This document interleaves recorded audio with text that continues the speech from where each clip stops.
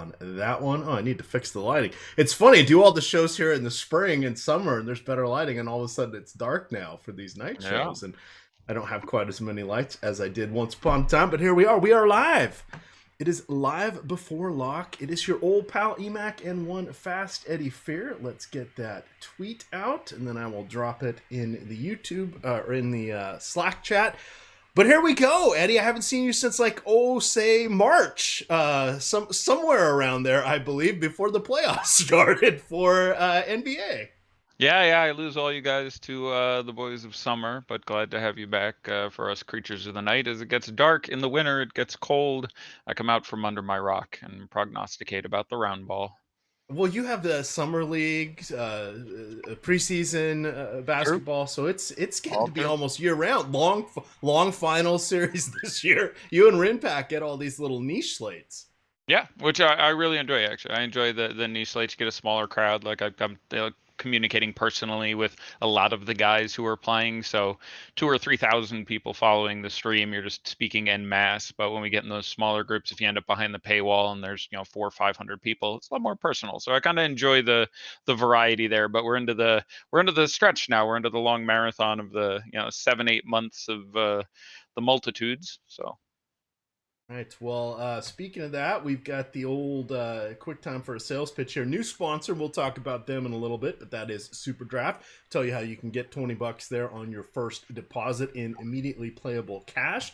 If you're coming in, hit that thumbs up here. It's a reunion tour, Eddie. This is you and me. You're, 5 now of doing shows across 3 different sites. And as I try to say at the beginning of every year, and probably once again during the year, I would not be doing this if it wasn't for EMAC. I work, my day job currently is with a international fantasy sports company, so that precludes me from playing. So when Ethan Gate happened 4 or 5 years ago, I got told one Monday, okay, you're not allowed to play DFS anymore. And shortly after that, the state I lived in made it illegal for me to play. And shortly after that, the company I work for said you're not allowed to play, and shortly after that, DraftKings and FanDuel. So I'm like, really not allowed to play. Everyone's telling me. But a week after that, Emac's like, yeah, your stuff. Why don't you come on and do a show? And then you and I took off with it, and all this a result of that faith you placed in me. So my thanks. Yeah, well, everybody laughs. The up till lock shows. You and I did the final countdown, but over there at RG, I pioneered that with baseball at first, solo, taking questions literally for the last 30 to 40 minutes every day up till lock, and then I was doing it for basketball, and I said, "Oh, this is just too much. I need a partner for basketball. Baseball, a nice leisurely paced sport I can handle. Basketball, oh boy." It's pretty crazy. When we met, I was but the student, but now I am the master. Oh, absolutely. Well, I'm kind of glad you can't play anymore because, that Fast Eddie Fear guy, just because of the name, I used to pick up his games on Fantasy Feud before you started working there, and I would lose. I would lose handily. That was back in the days when I was playing 7 or 8 sites a day, and it was good money. I look back I could have grounded harder. I could have played more, but yeah, I was profitable, whatever it was, 38 of 39 months, and it was the heady days of my youth, splendor in the grass. Those were good times.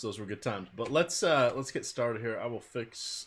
A lot of games. I don't know if we want to game by game this. I'm happy to. I am led by you or whomever is in charge, but there's a lot of sort of hot button questions and a lot of value and a lot of other stuff. And if we game by game 9 games with an hour and 8 minutes until lock, I think we may miss some highlights. So I almost want to have you trust in my able-bodied host here and have you bounce around and touch on things that are important wherever they may lie chronologically.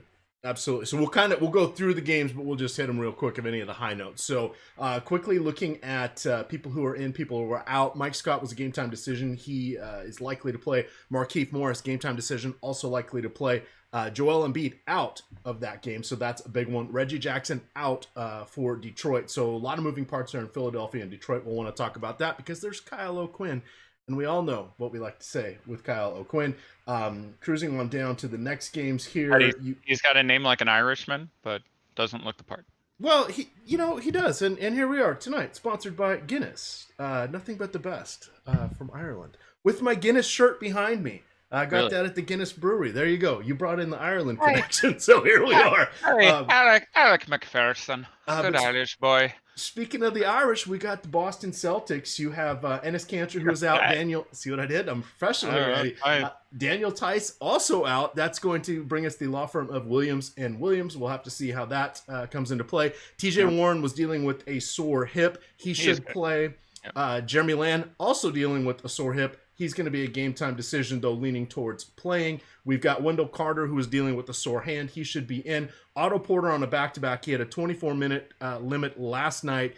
That worries me a little bit. Their reasoning was it's load management for previous injuries from prior years. It's like, yeah, that's a likely story. So I think he's hurt now. Washington is still without Troy Brown. Surprisingly, Drew Holiday out tonight for the Pels, so that will make some interesting questions about the Rockets, which we'll want to spend some time on with you. You've got Sacramento.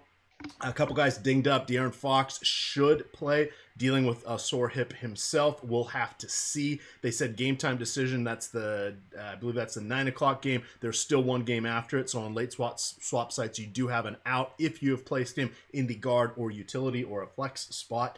You can go to that Clippers and Phoenix game. Probably somebody like Lou Williams. Be careful when you're making your lineups to leave yourself an out. You have Bojan Bogdanovic. For Utah is going to be a game time decision. A lot of people keep saying Bogdan Bogdanovic or Bogdan Bogdanovic is out or not out, dinged up. It's Utah Bogdanovic. Bojan, not Bogdan. Yes. Not related, not even from the same country, just for those following along. And then sadly, Ricky Rubio is out, knee injury. So that's going to put... Carter? Is it Carter who plays for them? Random? Well, there's Devon Carter, but Tyler Johnson is the one I think we should be more interested in. Fresno State's own. All right, so let's start off with the top here. What happens with the ripple effect without one Joel Embiid? Yeah, I am. Where to start here? Okay, let me pull up my notes and make sure I don't miss anything that I have here. So, I am pretty not that excited for Kyle Aquin, especially if he hits anywhere near the 15% ownership we have him at. There's just a lot of better value. And I say that because I don't expect him to start. There is a non-zero chance he does not play. Now, I think he plays, but I have him in for 11 minutes. Like, I'm a big fan of Kyle Aquin. Dude can fill it up, but even if he's in there, he's dealing with a lot of Andre Drummond, which isn't necessarily a situation conducive to scoring a whole lot of fantasy points. So I love the Kyle Aquin, and it pains me, but he did not even get an A in GPPs in my rankings. He just missed one because there is a chance he's monstrous, that he plays 22 minutes, I guess we'll say is possible, and puts up 38 fantasy points. But he's got a lot working against him, and rankings are always relative. And compared to the other value, he's just not good enough. He doesn't have as many minutes. He doesn't have as many fantasy points. So last I looked, had Kyle Aquin predicted like 15% ownership. He is like my 4th favorite 76er and my 11th favorite value play. He just, I'm sorry, isn't good enough. Embiid missed 2 games in the preseason, which is the preseason, but they reacted the way I expect them to tonight. And I'm kind of upset this is the earliest game because we're going to get this news. And Kyle Aquin isn't going to start. Instead of being 15% owned, he's going to be 8% owned, which is a little more tolerable for me. But they're going to swing everyone down a spot because they have a massive lineup, except for Ben Simmons, who will still play at least the nominal point guard. They'll move J. Rich down to the 3. They'll move Tobias down to the 4. They'll move Horford down to the 5. And they will start probably Furkan Korkmaz. Might be Matisse Thybulle. Of the 2 games in the preseason, Embiid missed out of their 4. I believe Furkan started one, and Shake, Shake, Shake Your Booty Milton started the other one. I don't have a lot of ownership there, but I do think I'm very interested in the other 76ers. I'm very interested in Ben Simmons. You have the whole point guards have torched Detroit thing. They're on the road, which I like for the purpose of keeping this game a little closer with these guys out. I probably would have Ben Simmons as my favorite play from this game. I probably have both Ben and Tobias ahead of Joel Embiid ahead of Al Horford as far as how much I like them, just based on where I expect their ownership to be. Obviously, there's still a significant price tag on Ben Simmons. He's 96 and 86, but I haven't projected for just a hair under 50 fantasy points, and there is a big upside beyond that. And I'm curious what we have him owned at, because I have not heard his name much. But again, I live in my own little bubble. We have him at also 15%. We have him just under Kyle Aquin. I'd be a little more excited about running Ben Simmons. Hopefully that 15% holds. But big upside for him. I would probably have Horford fourth. It's not that Horford isn't too cheap. He is too cheap. And it's not that moving from power forward to getting all of his time or most of his time at center isn't a boost for him. It is. And I like him plenty. But again, the matchup isn't ideal. And if you have watched a lot of Al Horford, Andre Drummond basketball, and I have, you can occasionally still get the monster game out of Drummond. So I'm fine with someone still running Drummond out. I generally prefer to play Vooch. I generally prefer to play a couple other guys, but you don't want to overthink it. It's still not a great matchup, but he has had monster games against against Al Horford in the past. Horford really does not turn around in kind, and it's just not where it makes sense for them to go for their production tonight. Now he can get 4 steals and 3 blocks and 12 and 10 and pull into something, but rebounds are likely lacking. I wouldn't think he's the guy who's going to be taking the shots tonight either. So I probably like Simmons most, then Harris, then Richardson, then Horford, as far as my wanting to put these guys in a GPP lineup, especially with Horford, we currently have as the 4th highest owned player in the slate. We have Tobias as the 3rd highest owned player in the slate. So that actually ended up being pretty close to me. He's well too cheap on DraftKings. And on FanDuel, he still fills that kind of nasty small forward position. But I like having some 76ers against this team without Embiid there. Everyone gets a cookie, obviously. And so I'm trying to get one of those guys in each lineup, at least. But I would generally, I would have Horford towards the bottom there. If you went back, and I haven't pulled it up today, but if you looked at game logs, you'll get the occasional 20 and 20, especially without Griffin there against Horford. But you'll also get some more nominal production. And Horford tends to have unimpressive fantasy games in this matchup because he's focused on stopping Drummond a lot of the time, and that's a full-time job. So that's my take on that side of the ball. You're still absolutely fine to run Drummond. I'm not talking him down. Yesterday I said I thought he'd get 48 fantasy points again in a tougher matchup, or not yesterday, the day before yesterday.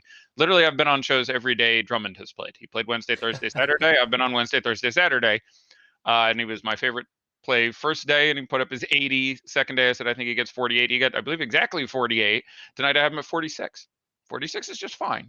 And again, there's always going to be a massive ceiling due to the nature of the player that he is. And now Reggie Jackson out. A lot of things can happen in that situation. Tim Frazier's going to pick up a lot of that time. Tim Frazier is a pass first point guard, so someone's going to have to score for this game.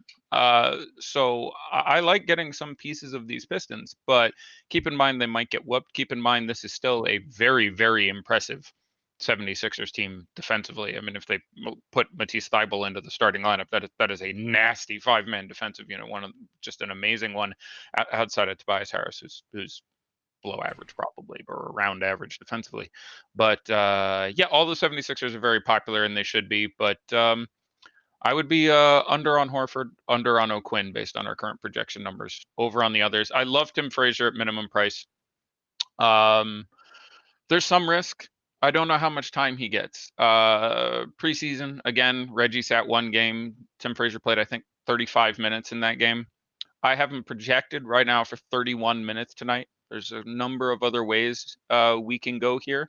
I don't expect this to affect Derrick Rose's role much, but I love Derrick Rose anyway. Derrick Rose is just too cheap. It's one of a number of guys tonight who's like, yeah, this could go a number of different ways, but he should be around $6,000, and at 49 or whatever he is on DK, that's simply too inexpensive. He's still shooting guard on FanDuel. That's too inexpensive, although it's not entirely inaccurate at this point. But I think Tim Frazier probably gets in the high 20s in minutes. Wouldn't surprise me to see 30 or 31. And in the one preseason game, actually, where we were talking about him, I was huge on him when they said he's going to get the start at the minimum, and he had like 4 fantasy points in the first quarter, and people were up my butt about it. And he ended with 15 and 12 double, I think it was. But he put up a plenty big game, and he's got a very good chance at decent assist. And he's just the minimum. So he's in the conversation for my favorite value tonight. The matchup is very imposing. And to speak in on the 76ers for just a second, I don't know who's going to guard Ben Simmons at this point, but it's going to be Yeah, it's going to be a tough one there, for sure. Anything else you want to hit on from this game? no. All right, let's speed walk. I'm sorry. I don't think I said Luke Kennard specifically. Or Josh Richardson, one of your faves. Sorry, I was taking some notes. I mentioned Josh twice as coming in third for me. I'd rather hunt the upside a little bit more. Simmons is still in there. If it's Simmons out, not Embiid, that's a different conversation for who's bringing up the ball more. But someone's going to have to take the Jan 80 shots for the Pistons here. And sure, Drummond could be a ton of them. That's why I'm still fine going to him, even at his inflated salaries. There's still no Blake. They're on a 3 and 4, but whatever. But you could still get another 70 burger out of Andre Drummond, and I wouldn't be shocked. But Luke Kennard, Langston Galloway would make it into 3 of my 100 lineups. You need some exposure to some of these Detroit guys because someone is going to have to shoot the ball, and they're cheap. And now you have no Reggie and not 100% Markieff, and Markieff certainly in play is another one. So yeah. All right, that was an important game. Next one, not too much here. We've got Atlanta, we've got Orlando. It is a nice spot for Vooch. It's a decent spot for Trae Young and John Collins. Do you want to spend any time on any of that trio or anyone else in this game?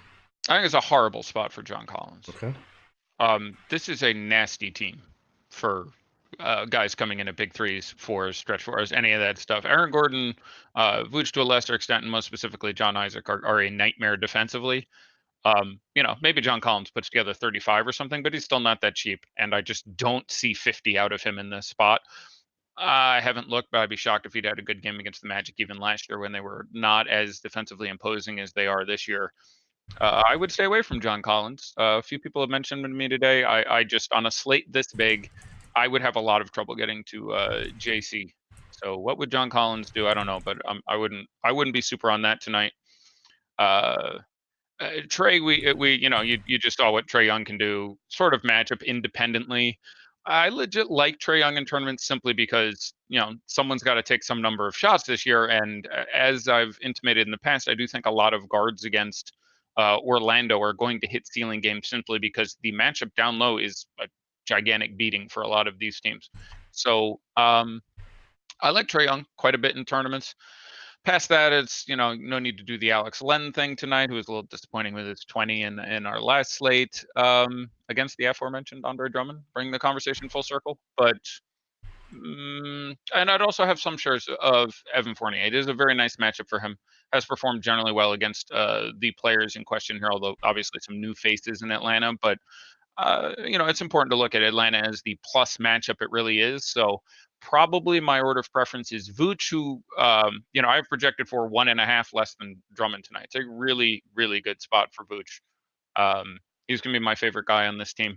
After that in tournaments, Gordon, Isaac, Fournier would all rank pretty similarly for me. I don't feel the requirement to have any of them, but I do think they all carry upsides at what are very reasonable prices for this team. All right, I just did a quick look of John Collins. Low of 22, high of 31. This DK scoring 6 total games, averaging 26. So yeah, it's spot on. Yeah, it's just not a spot that I'm like. I like John Collins a lot. Obviously, he's young and super talented and could randomly drop 20 and 14 and it'd be like, nice job in a hard spot. But there's just so many guys tonight and so many games. It seems like an odd spot to throw that money. So if you have 100 lineups and you have 2 John Collins, that's fine. But I'd be many lineups in until I thought there's just so many guys in that 7 to 8K range who I think are more likely to drop the 50 that you're looking for to take down a tournament tonight. All right, on to the next game, Boston at New York. We've got Boston on the road, favored by 5, 218 over under. Taco Fall should be active. Bumped his head on the ceiling, literally gave himself a concussion. So did he actually bump his head on the ceiling? I read the highlight of the story. I'm assuming it was yes, unless it was clickbait. I assume that was allegorical, but I didn't read the feeling. But okay. Well, yeah, I read it on the internet. It must be true. Daniel Tice, I read that on the internet that said he's going to be out. That is true. We have Elfrid Payton starting. Those are our moving parts here. Enes Kanter out. Spies, I think, were cited in the general vicinity. What would you like to do with either side here? Don't joke, man. Those Turks. That's nobody's business but the Turks. I really like both the Williamses. I'm curious what we have them. I see we have them both projected pretty decently. I see Grant Williams in there also sitting around 14%, and I assume Bob is shortly to follow. Right. We just got an update 5 minutes ago. If Oh, you've hit refresh, I will hit the refresh button. Can I have some refreshing music, please, Paul? yes. Bump, bump, bump, bump, bump, bump, bump, bump, bump, bump. Nice. That was very tolerable. Let's see. There's plenty of Williams tonight. You can play them all. Grant, 8%. Well, that happened in a hurry. Robert, 3.5%. I'll go ahead and say I think that will be higher. I'm going to go ahead and I think our ownership rankings are by far the best in the industry. Actually, don't play Kenrich. I just hit find the next Williams. Don't play Michael Carter. I lied. Play the three good Williamses being Lou, Grant, and Bubby. Lou Grant? What? Lou Grant.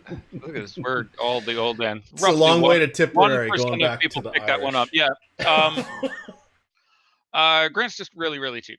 I am for 25 minutes right now. There could certainly be more. I still don't know what's going to happen at the center minutes here. It's been a question mark the whole year when you had Cantor and Tice and Bob as the three guys we're worrying about. Now you have like Bob and Taco and Grant and Vincent Poirier. And like, I still really don't know what's going to happen. But Grant Williams is a fine fantasy quantity, and I would have had in the low to maybe even middle 20s minutes in this situation anyway. And now you get Ennis the Menace and Daniel Tice out of there.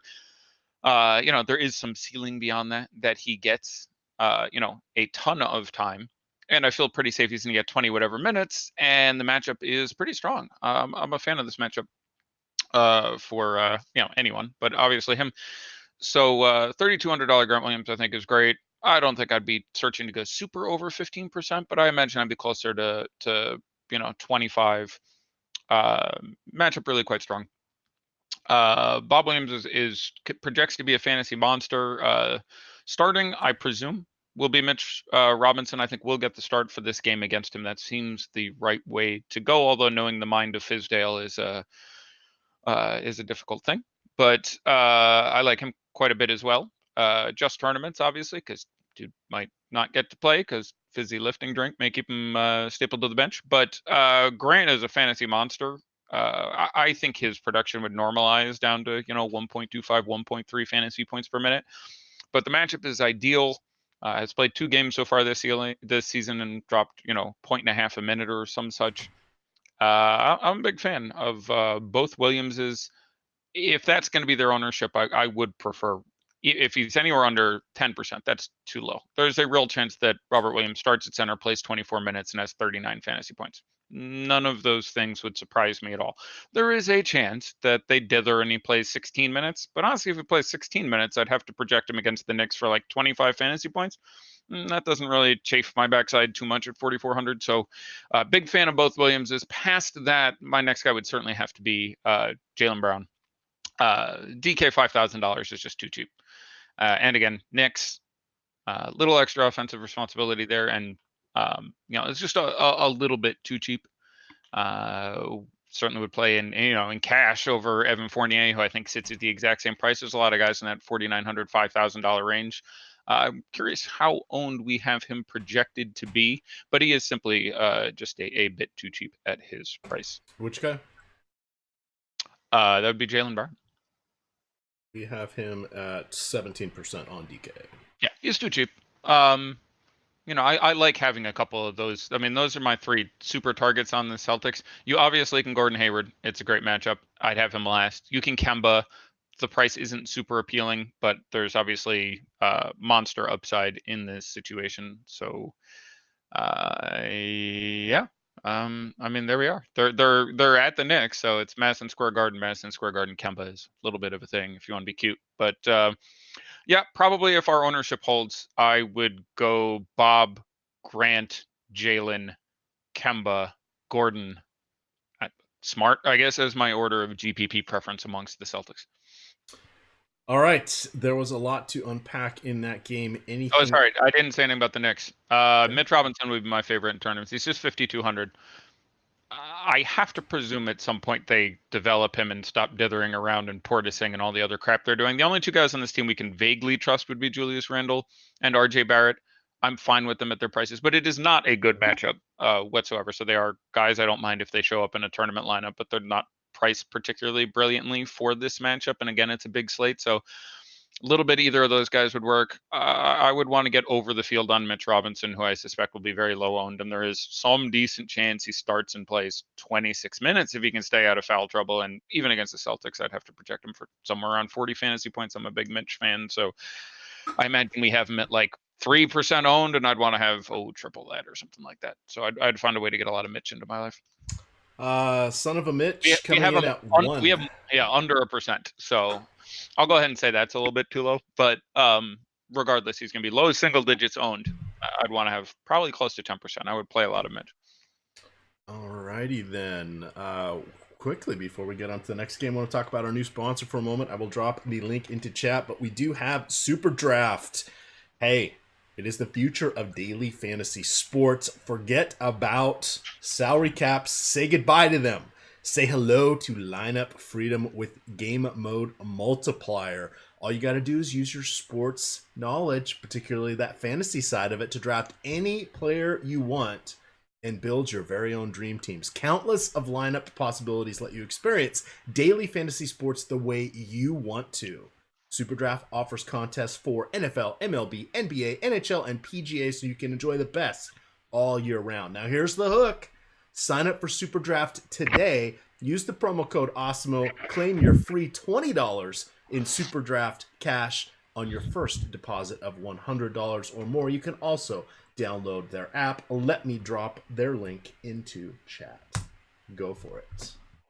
Let me touch on a couple other things. I'm gonna jump out of order. I'm gonna rest the reins from your tyrannical control for just a minute, because there's a few questions in chat that are pertinent. I want to touch on some of the other big names, and then people can ask some questions about them if they disagree or they want to provide counter evidence or a theory. I love to hear that stuff, and I want to do its best for everyone. So let me touch on a couple guys.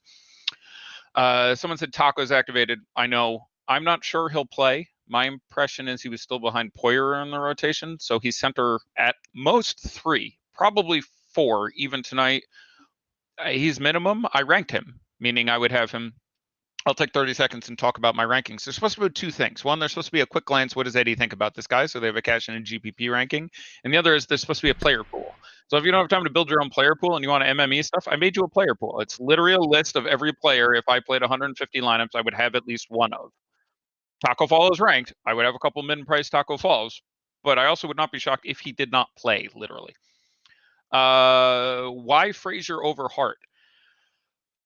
I will go 60-40 that Nickel Alexander-Walker gets the start and not Josh Hart. Now, I like Josh Hart, but a couple things. One, Hart's going to be incredibly popular. So will Frazier probably. I'm curious what the ownership gets up to, but they made the whole starting announcement, and that's unfortunate. But I don't know how much time Hart necessarily gets. First of all, I don't think he starts. I think Alexander Walker starts. Now, I'll go 60-40 on that guess. I wouldn't bet my life on it, but I'd give slight odds. Thus far in the regular season, he has literally only been Drew Holiday's backup. That's literally all that has happened. First game went to overtime against Toronto. They played 53 minutes. Drew Holiday played whatever it was, 41, and he played 12 or whatever. They had it up to 53. He literally came in for Drew, subbed out for Drew.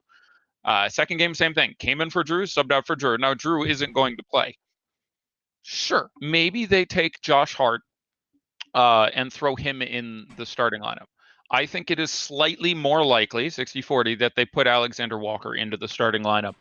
I don't think he gets quite Drew time. I have no problem playing any amount of Josh Hart. He's cheap. He obviously shows sometimes ridiculous rebounding upside. It's funny because he's like a career 5 rebound guy, but I know like at least 4 games where he's had 10 plus. He had a 17 or when he was with the Lakers. It's really, really weird. But anyway, I'm fine if you played Josh Hart. But yeah, I would much prefer Tim Frazier, who I would project for probably an extra minute or 2 relative to Josh Hart, and who is saving me some $600, I think, which is not a relevant sum of money. And the ownership's going to come down. Now, if you have Josh Hart at 10% and Tim Frazier at 30, that would change things dramatically. But that's my take on that. And I would much prefer Alexander Walker, maybe to both in a tournament. He's minimum or 100 over on FanDuel. He's a shooting guard. I think there is a very real chance he gets the start. And it's a late game, so we won't know. His usage and time should pick up regardless anyway. I'm more comfortable with Melly and other guys, and I think we have him projected at 3, 4, 5% owned. I'm a pretty big fan of Alexander Walker because I think there's maybe even a slight majority chance he starts. There's a real chance he gets 30 minutes, and he's just going to be less owned than all these other value plays. Kaminsky or Bielitsa in cash. Let me talk on that situation for a second. I would go with Kaminsky. I think his time is much safer. Bielitsa got a little more time than I expect him to get last night due to the foul trouble with some of the other centers. I would rather play Kaminsky. I would much rather play Dwayne Dedmon, who I'm a huge fan of. Actually plays Rudy Gobert very well and has had some very good games against Rudy Gobert and drags him out of the paint. So I think they push his minutes up. Now, maybe foul trouble happens again. Not that Gobert doesn't have an upside and has had some good games against Dedmon as well, but Dwayne Dedmon's $4,500 on DK. That's too expensive, and I think he pushes for 30 minutes tonight.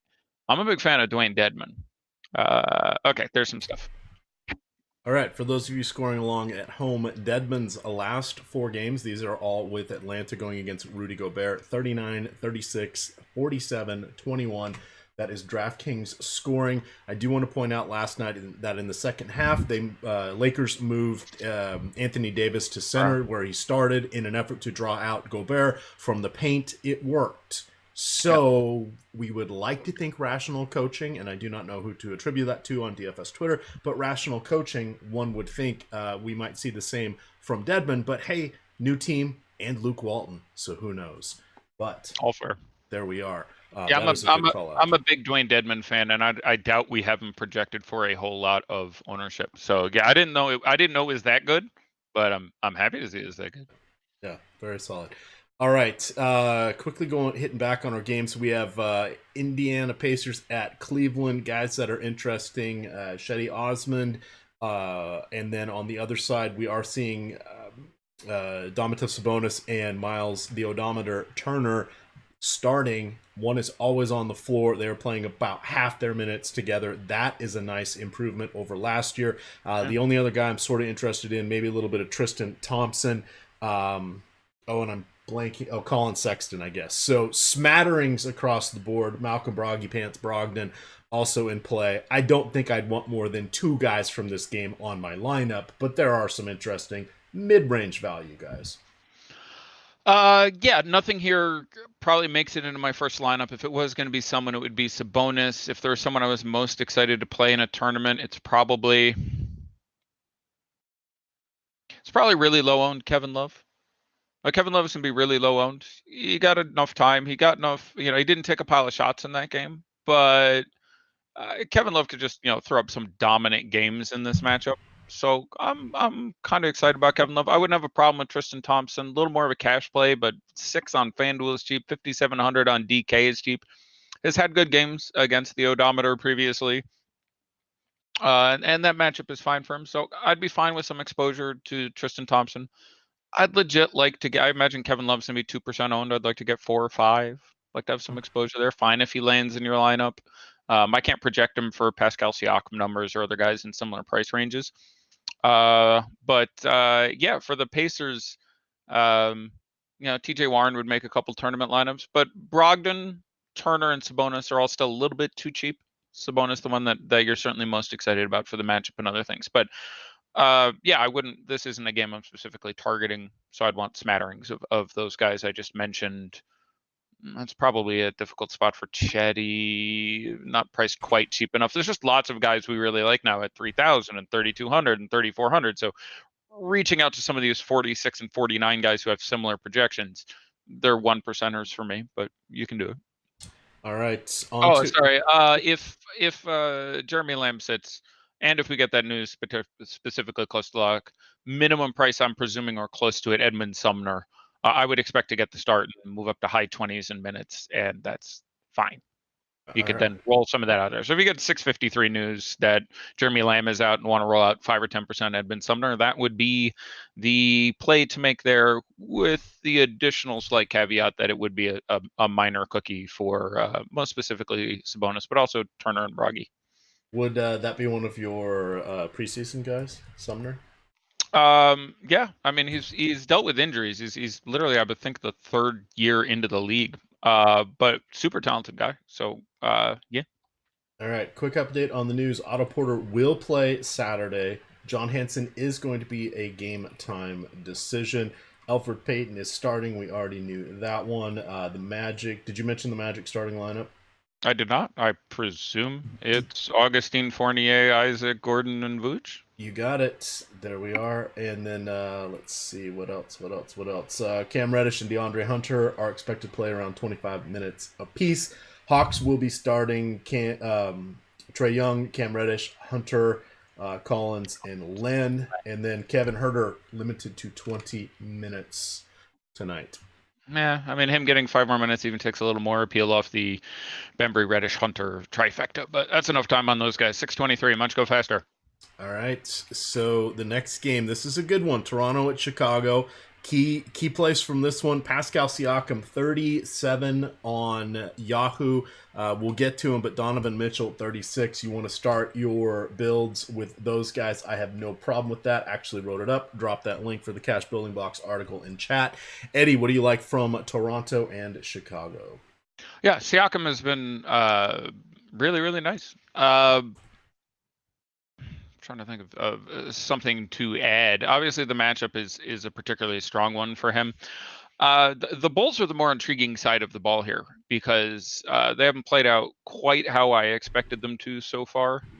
Wendell Carter is, I think, probable, so I think he probably gets himself in there. It's gonna be really interesting trying to predict the Levine marketing games over the course of the year.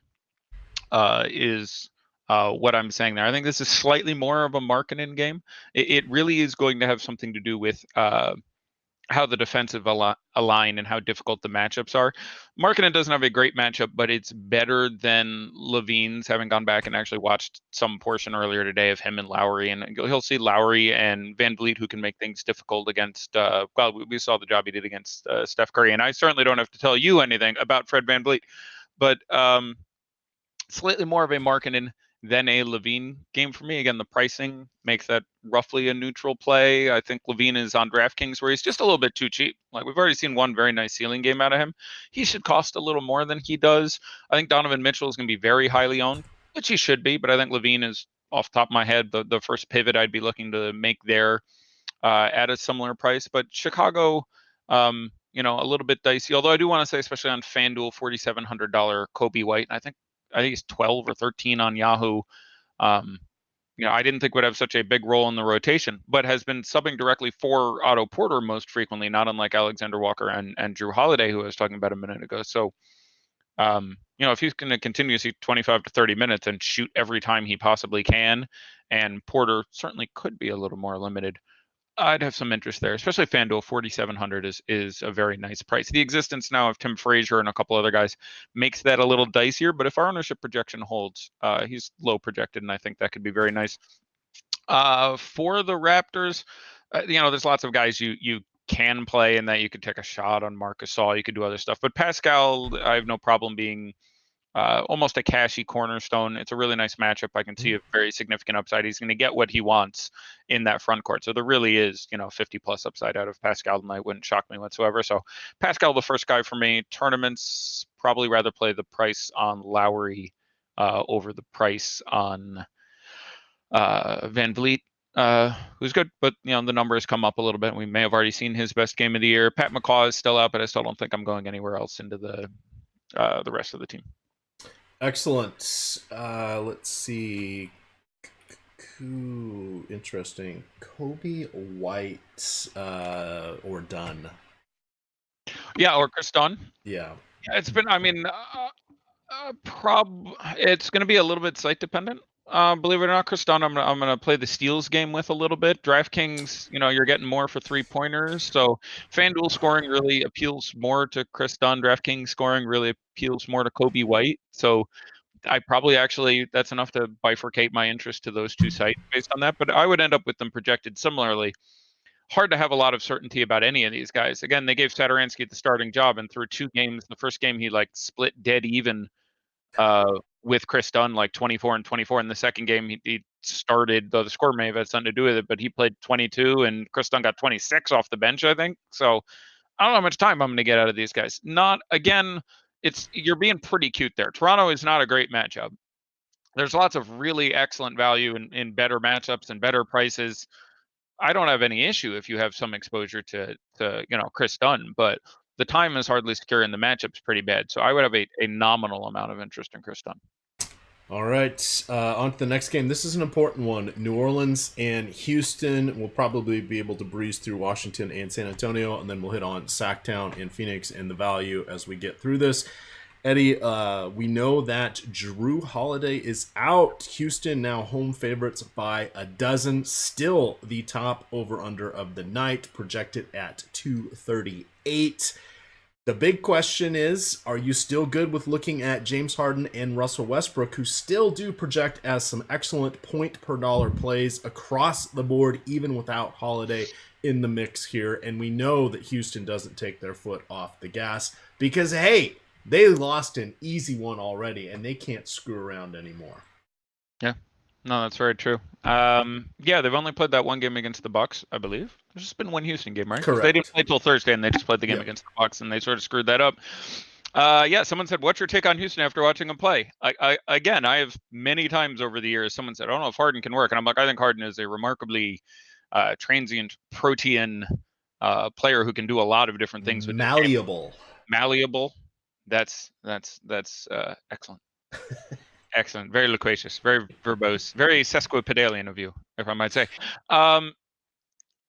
Sorry, you get me into vocabulary and I completely lose my train. My two great loves, basketball and being a vocabulary douche. So yeah, I'm a little bit worried about this fix. Like let me rephrase. If I was to take other superstar players in the league and say put them next to James Harden, Russell Westbrook would be in the top 3 guys for which I would see a problem.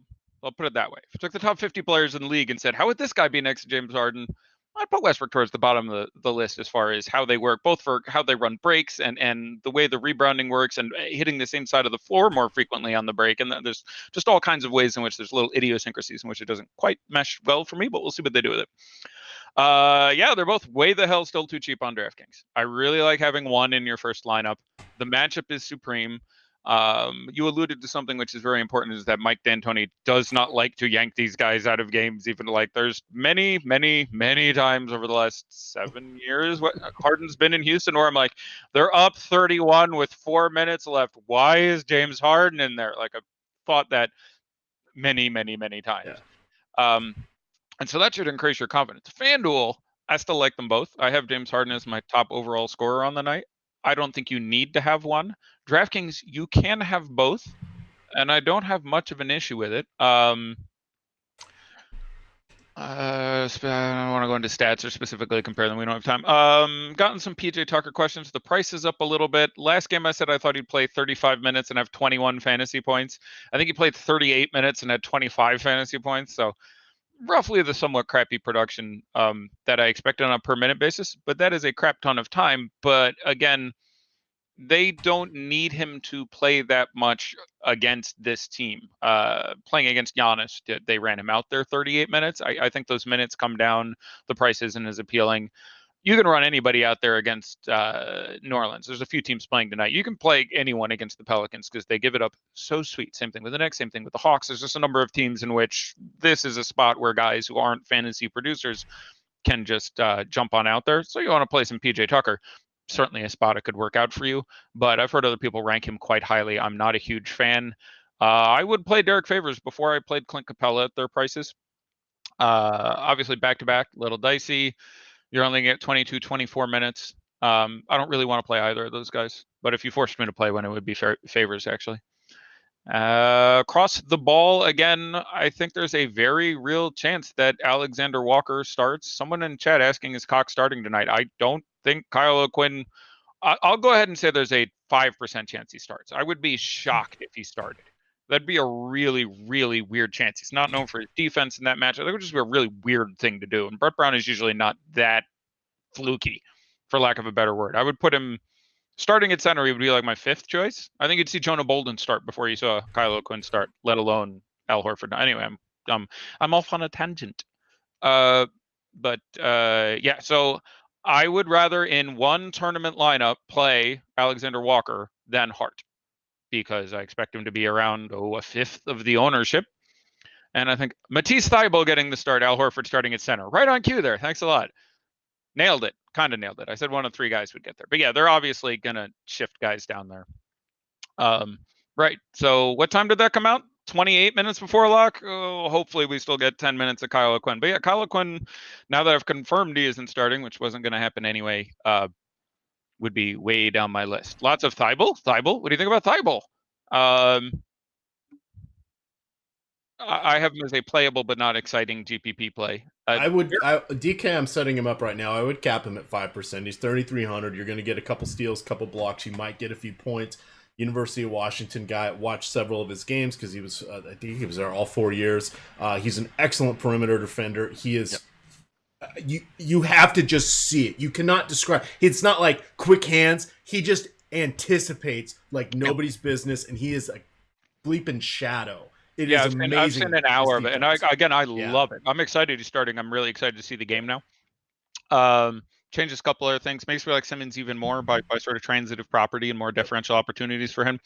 Edmund Sumner is starting. Jeremy Lamb will not play. There you go. I would still have Sumner pretty far down the list for me. But kind of interesting now. He'll probably only be 6-7% owned. Oh, hopefully he won't even get there. He'll be 5 or less. Yeah, I think you're right. You see Edmund Sumner 20 points? Because I know people are typing in their projections here. What's your fantasy points for Sumner starting now? I would probably in this matchup have him. I was about 7-6, I think, if I remember. Somewhere on 20 to 20.5. Okay. So a little bit less impressive than Frazier, who would obviously have higher, and Grant Williams I would have a little bit higher in that matchup. But he gets in there, and if he's going to be 4% owned, I'd want him. Where for comparison, where would you put Tim Frazier? I would have Tim Frazier at something like 31 minutes and 25 or 26 fantasy points. Okay. I've always been a Tim Frazier fan, and again, you're saving a not irrelevant sum of money. I believe Sumner is 3,500 both sites. Not sure. It's fine to fade Sumner. You do not rework your shit to get Sumner in there. He is fifth wheel on offense on this team. Broggy Pants, will pick up some assists. And Miles Turner can defer a little bit, but TJ Warren is perfectly happy to go out there and take some shots, and so is Sabonis. But this is a great night. I'm really excited with this. Yeah, this is going to be a fun one. Is Aquin's projection going to go down now? I don't know if you mean points or my projection or Alex's projection or ownership. I don't know what you're referring to, but I'd say there's a 20% chance he doesn't play. I think the majority likelihood is that he plays between 8 and 12 minutes, and that there's some chance you still randomly catch some time out of him. But there's just a lot of great value tonight, and I love me some Kyle Aquin, but I wouldn't be there tonight. Especially with just people talking about him all day, like it just doesn't make sense mathematically. Maybe I'm wrong and he goes off, but it's too fun. And you know what? And if he goes off and I lose to Kyle Quinn, that's fine, or Kyle O'Quinn, that's fine. But it's too much talk. It's too fun to play around saying his name and stuff like that. It's just like Boban. This is not a good spot for him. No, exactly. And yeah, it's the matchup isn't even that ideal. He'd likely be getting into the Rondé won't play. Rondé wasn't going to play anyway. Don't worry about it. They're on a 7-8 man rotation there, basically. You only live once. Don't play Summer. It's Sumner, by the way. He's playing both Grant and Robert Williams. Okay, one cash lineup. Yeah, I think it's fine. It's at 32 and 44 on FanDuel, where they're 45 and 35. They're fine. There's never going to be a time where two guys who collectively cost under 8K is a problem, especially against the Knicks. So yeah, by all means. All right. Circling back now, just getting grounded again with New Orleans and Houston, who I don't think we quite covered the New Orleans side of things. But I do want to call out for those of you just joining. Fast Eddie was talking about the redundancy potential for Harden and Westbrook and talking about which side they prefer to turn around and run on the break when they're starting out. This is the kind of analysis you're getting here at Osmo. This is in front of the paywall. Just wait till you see what's behind the paywall. We're actually using and getting Alex Baker, Osmo himself's projections for all of the main sports. It's everything that he's using, we're using. If you are a subscriber, he is also doing a new feature most weekdays, and this probably once NFL calms down a little bit, Saturdays will be added. I'm almost assured. But he's doing a 4 o'clock private video chat with everybody who is a premium subscriber. You can reach out to him via our Slack chat, and he's answering questions, telling you how he's breaking things down, and showing you how he's setting things up in Fantasy Cruncher. You cannot get that anywhere else. Definitely check out Osimo. Try us out. We've got $3.95 weekly subscriptions that are the light version, just to give you a taste of what's going on. And then we have our regular version. If you use Live Before Lock is the promo code that'll get you 50% off your first month. Eddie, New Orleans Pelicans. Yeah. I really like Lonzo Ball. Lonzo Ball at $5,900 is a really good deal to me, and the ownership should be really low. I believe he got the rare C in cash, A in GPPs, because I like the matchup for him with how I think this is going to go down. I think he's going to be well under-owned because of getting benched in the second half the other day. And $5,900 is too cheap for a guy who can triple-double, etc. in a game that obviously is going to have a lot of pace. So C in cash, because we've seen that they will put his butt on the bench. But the absence of Drew opens up just a massive upside for him. Again, I'm a big fan of a lot of the Pelicans. I mean, you can play. You'd have to twist my arm a little bit to get into JJ Redick on a slate this juicy, but Melly is playable in GPPs. Redick is playable in GPPs. I legitimately like, from a points per dollar perspective, Hart and Walker and Ball and Ingram. Ingram at $6,900 is too cheap. He's led this team in production. Expect to still see him starting at the 4 here, but all these guys at their price in a bit of a track meet game are pretty appealing for me. So in DPPs, I would probably rank my degree of affection.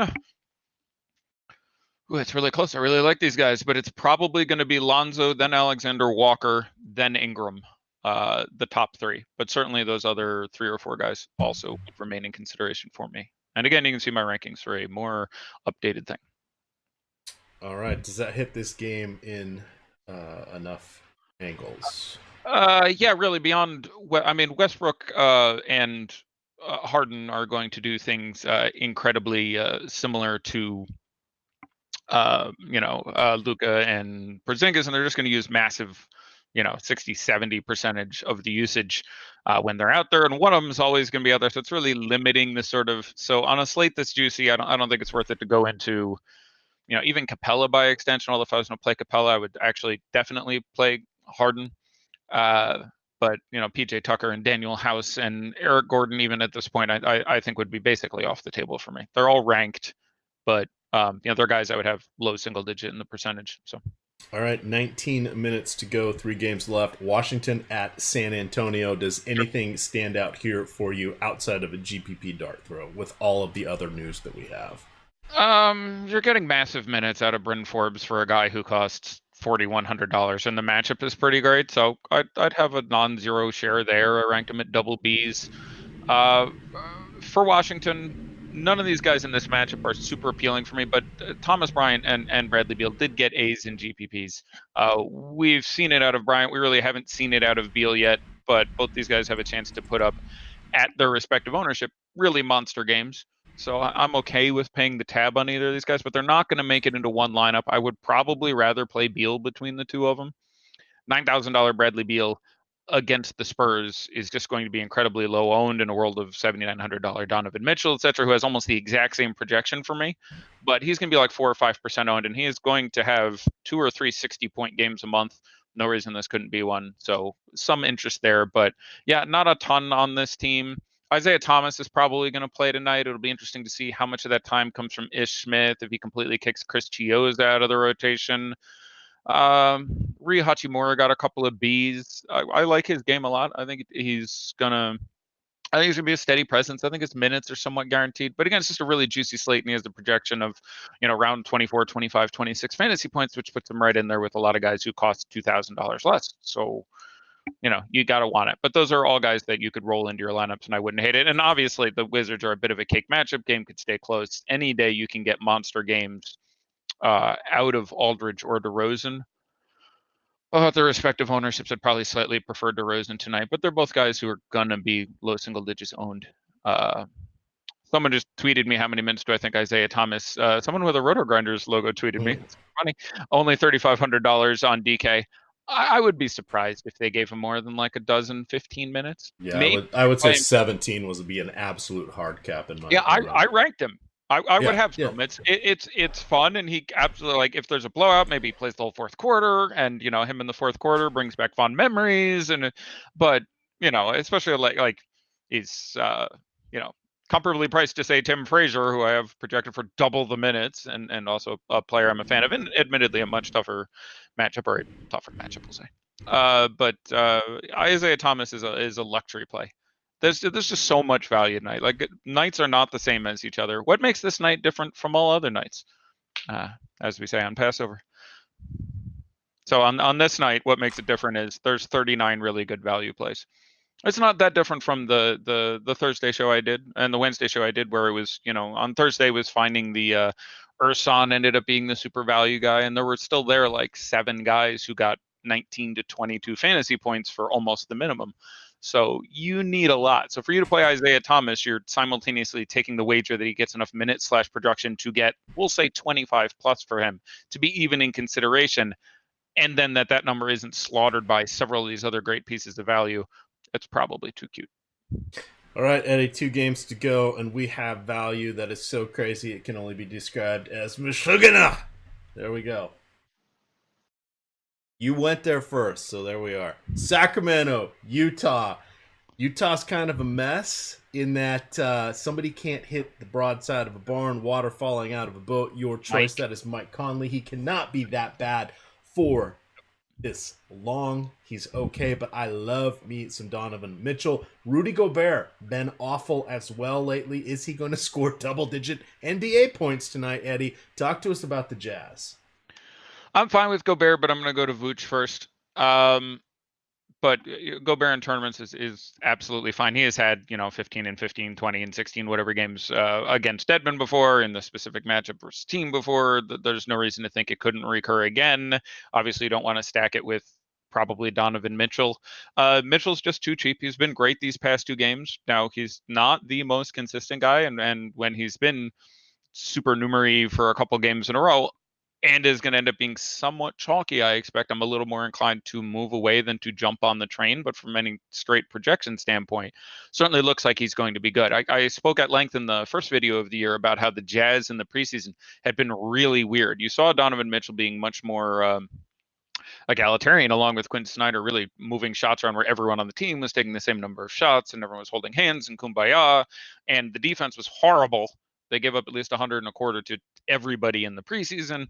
And then they came into the regular season. Donovan Mitchell is taking all the shots, and they've given up exactly 95 points in each of their first 2 games. So that fixed itself in a hurry. So yeah, 7,900, too cheap for Donovan Mitchell. We currently have him projected at, I'm kind of curious what this number is. Where are you at, Spider? He's not that high. I don't have him high at all. No, and he's not. And I looked at other sites too, because he was my featured play today, along with Pascal Siakam, and they're both.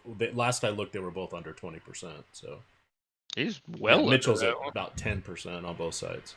Yeah, I'm a fan. He's too cheap there, and the Kings are a particularly ideal matchup. I don't think we have news yet. Let me look at the other side of the ball real quick first, because there's the more actionable stuff. I don't think we have news yet on De'Aaron Fox. If De'Aaron Fox is out, we really need to talk about the Suns, actually, with 13 minutes to go, because that's a team where there's some real value. But even if De'Aaron Fox is out in the matchup in Utah, I would have Corey Joseph behind Tim Frazier and Tyler Johnson at the very least for cheap guards. So I get that out there now in case that news breaks while we're doing this. I think Mitchell is fine. I think Conley is still too expensive with the uncertainty. Now, he's, I want to say 4 for 27 through 2 games. Yep. I think is the exact number.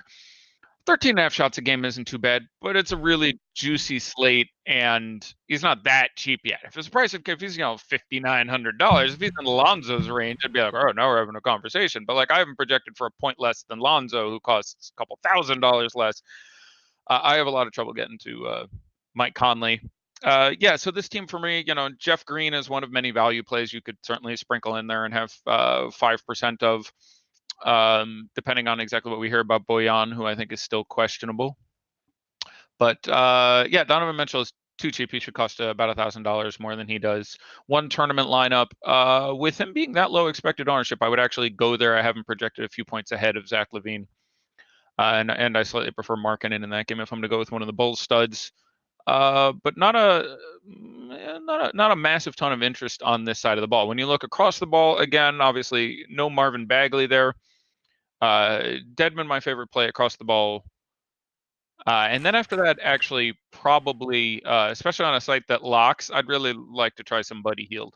Buddy Hield's price has come down. Buddy Hield's like 6,100 on DK. Now, obviously, the matchup isn't great, but we're now envisioning a world where there's potentially no De'Aaron Fox replaced by Corey Joseph. That is a big usage drop off. Bagley isn't there anymore, so the matchup isn't ideal. But $6,100 Buddy Hield is pretty exciting for me. I think there's a chance he would randomly jack up 26, 28 shots.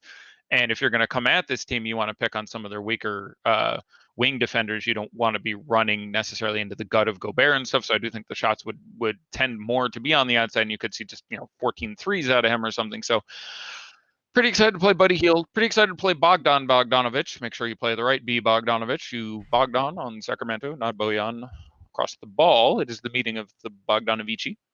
And again, Dedmon Hield Bogdan in the 3 I'm super excited about. I'm fine playing Bielitsa, though I think like 22, 24 minutes is more likely than 26, 28, 29.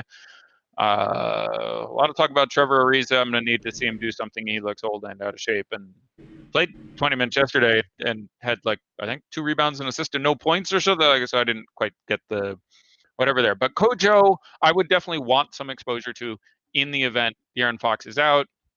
But I would definitely have him behind the other value guards.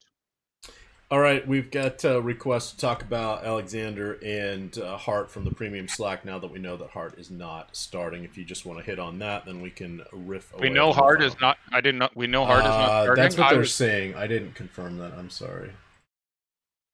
So let's assume if Alexander is starting. I think they're. Where am I? We don't. Michael Scott available to play. I don't think we have that news. I think someone was asking. I think someone was asking, "What do I do?" In the here event we go. Lineup note. Josh, this is from Labs at 11 minutes ago. Josh Hart will start for the injured Jrue Holiday. Well, there you go. There we are. So I got that wrong, by the way. I got like several in a row before today, and I was crowing and like a cock. And in this case, which is funny, I neglected to use that particular acronym before when referring to Mr. Aquin. But yeah, you gotta like Josh Hart here.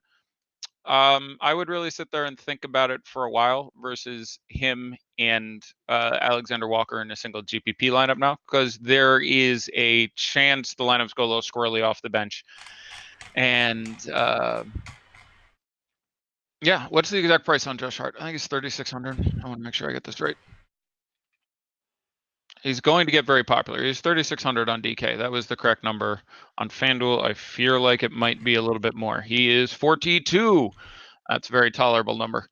Yeah, so give me a minute to look at how I expect that rotation to go. All right. So that'll go there. Melly takes this shift. I'm going to assume, I don't know if that'll go Ja or not. Hart's a brilliant play.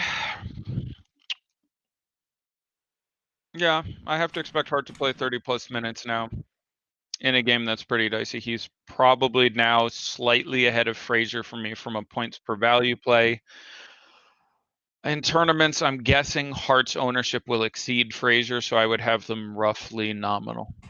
I would have them roughly equivalent, rather, with a nominal difference between the two of them. Alexander Walker still very much in play for me, saving you some $600 on FanDuel, but I would expect Hart to get near the starters' minutes now. And you should go there with a lot of confidence. The matchup for Frazier is particularly difficult. I would probably, him and Ty Johnson is where it gets really interesting. Okay. One more what I expect out of TJ.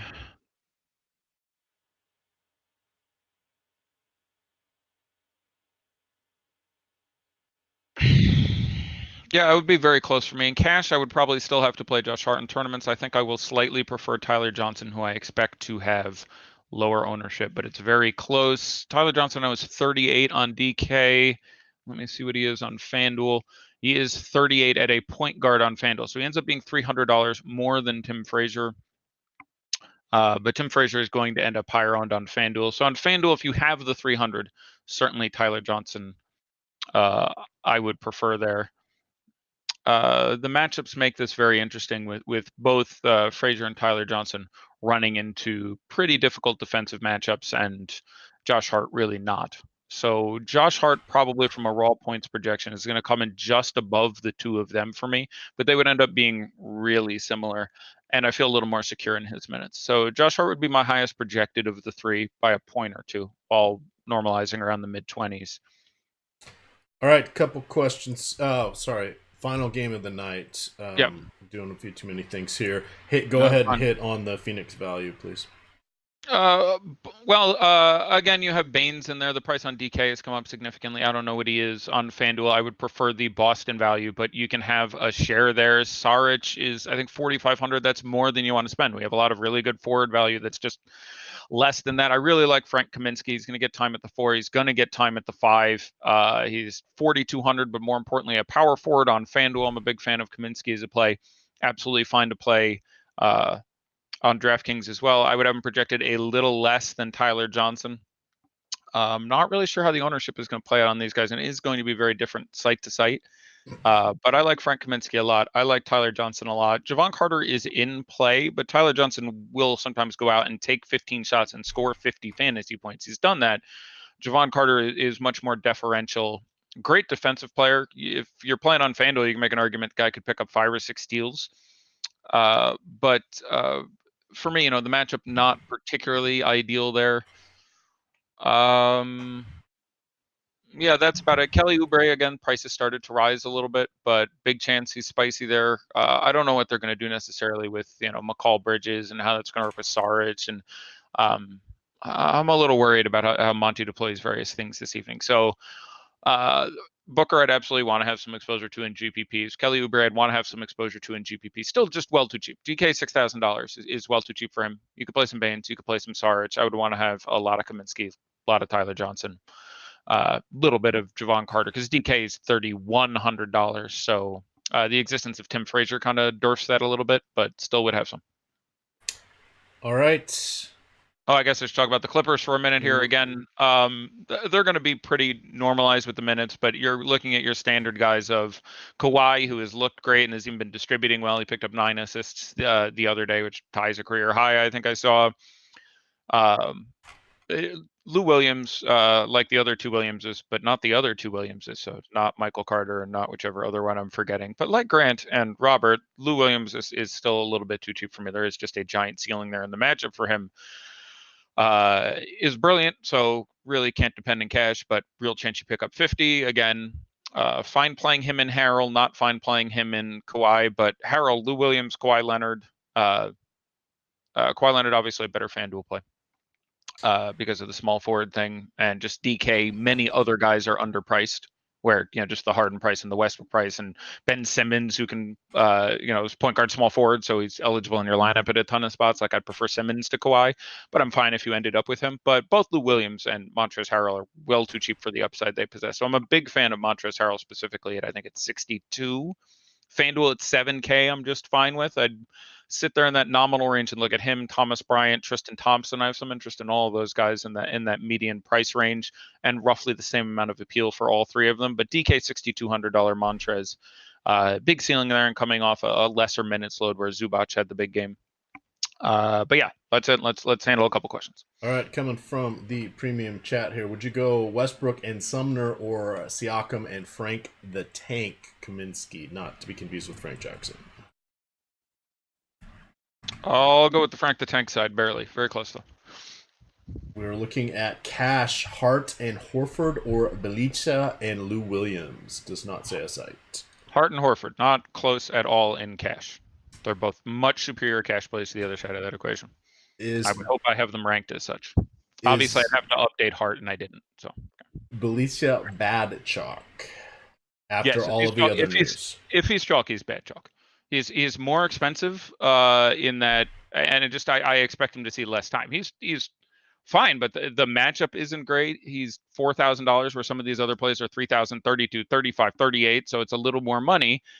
And he played 28 minutes last night, and now he's going into Utah, who have been really good defensively, and I think his minutes normalized to the low 20s, not the high 20s, who had foul trouble in the last game for 3 guys on Sacramento.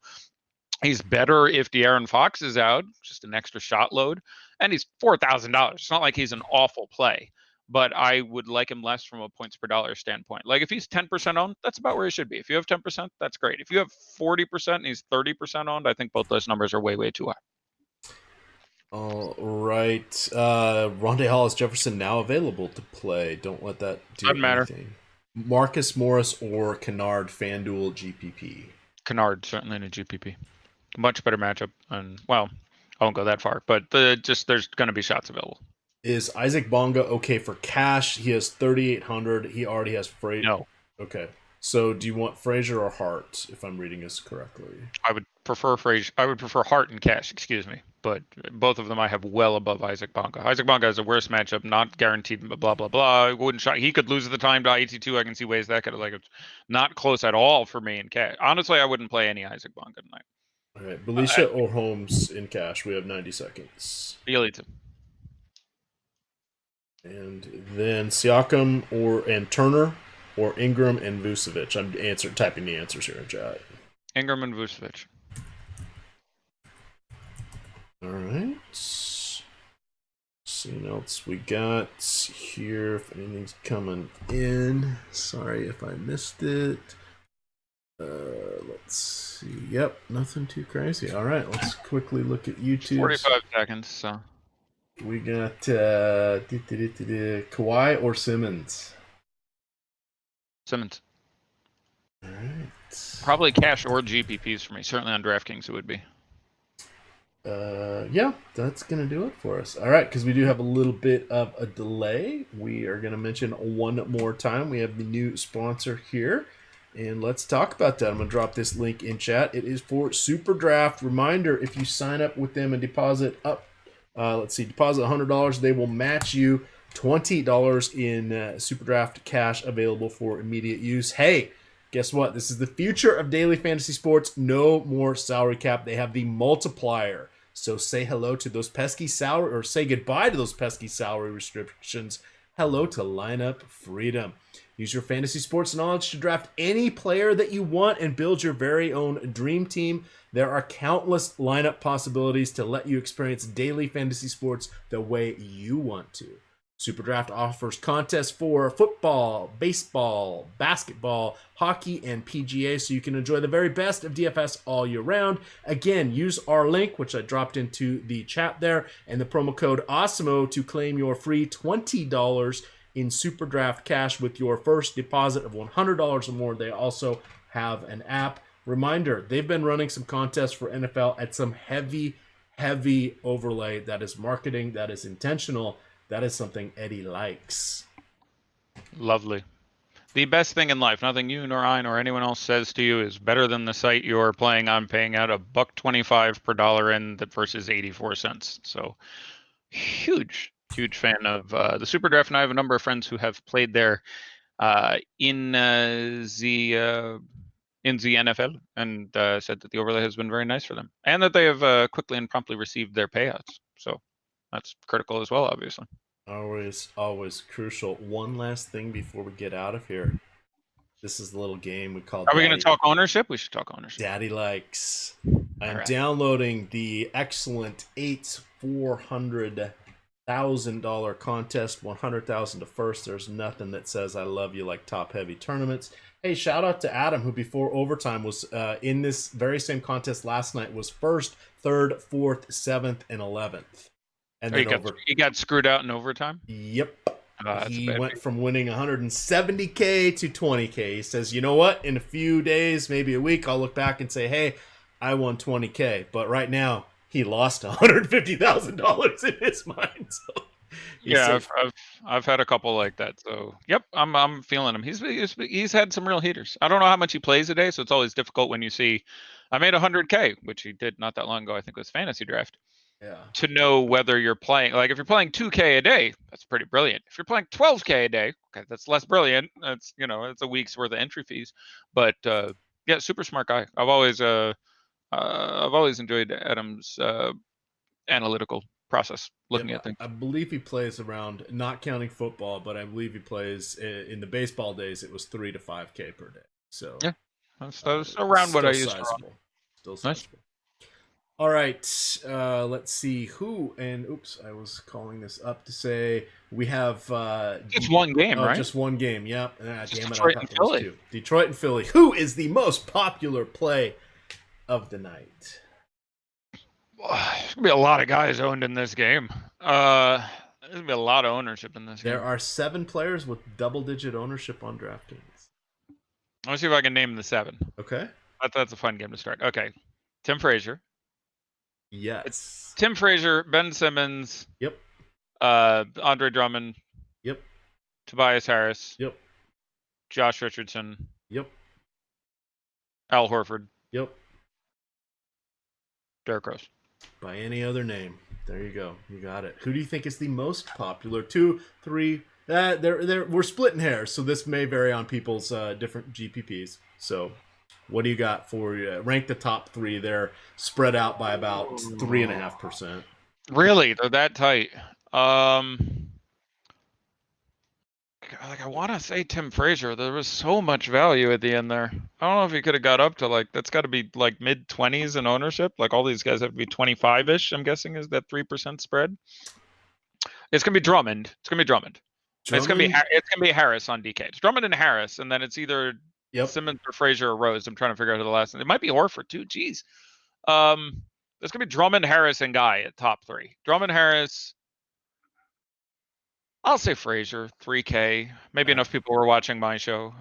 All right. Harris, 30, and these are splitting hairs, but Harris, 31, Drummond, 29.5, Simmons, 26, Rose, 22, Horford, 18, Josh Richardson, 15.5. Do you want to guess what Frazier is? You know he's double digits. It's double digits, so 13. 12.8. Eddie, Daddy likes. Yeah, I'm a fan of him at 12.8 at the absolute floor price. So yeah, that's huge. That's great. And Kyle Aquin did get down to double digits apparently, but he's got to be. There's no way he got under. Like he was 15 or 20% an hour ago. He's still got to be 6, 7, 8 or something. 5.7 in this one. Okay, so that's nice. He legitimately may not play. Thibault. Let's see. You didn't say Thibault, right? Thibault is picking up the start, and you didn't say Luke Kennard, who I'm gonna like at whatever number he's at. So that's nice because he certainly got his ceiling again. Yep. You didn't say Markieff either. Markieff's in, isn't he? He is playing. I believe he is at a quarter. 0.25. 0.2, not 2.5. 0.25. 0.25. I like that. I'd have 6 times that. I'd be 6 times the field. I'd go with a full 1.5.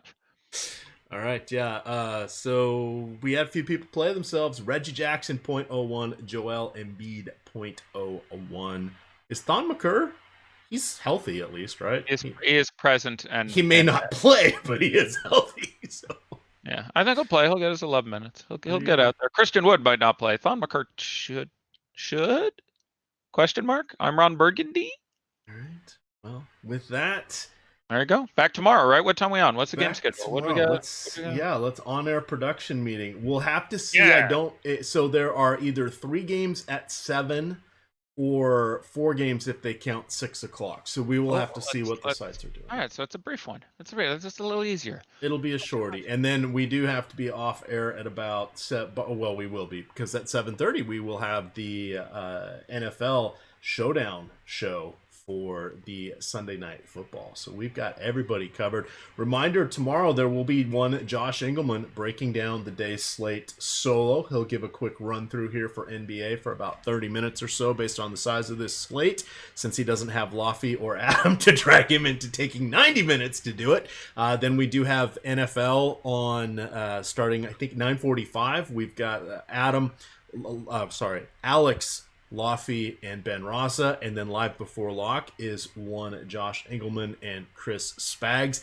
If you want to listen to something after we sign off here in the can, we have On the Contrary with Josh Hermsmeyer, Alex Baker, and Chris Spags. I listened to that one this afternoon when I was out getting a little exercise, and that was a very fun one to watch. That is On the Contrary. Definitely check that out. And then we've got, of course, if you listen to the Thursday, Friday, Saturday NFL DFS strategy shows, which are on the YouTube channel as well. They're all pertinent. One's a game by game, one's final thoughts, and one I think is final ownership. But those are all intriguing to listen to and still timely for Sunday football. But with that, we are going to get on out of here, gamers. You can follow. I changed the way your thing is showing here. We can get on out of here. You can follow Eddie at Fast Eddie Fear. On Twitter, I am at EMACDFS, and of course, it is Asimo_COM. With that, gamers, good luck.